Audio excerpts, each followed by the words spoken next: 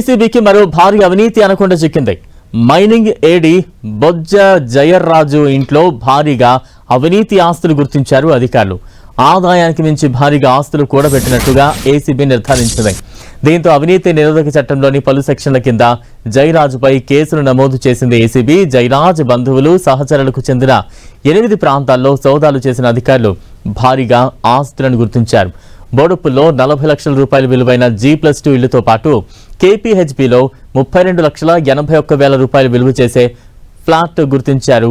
కీసర, తుంగతుర్తి, తూప్రాన్, సూర్యాపేటలో 5 ప్లాట్లు, అలాగే 3.21 ఎకరాల వ్యవసాయ భూమి పత్రాలు స్వాధీనం చేసుకున్నారు.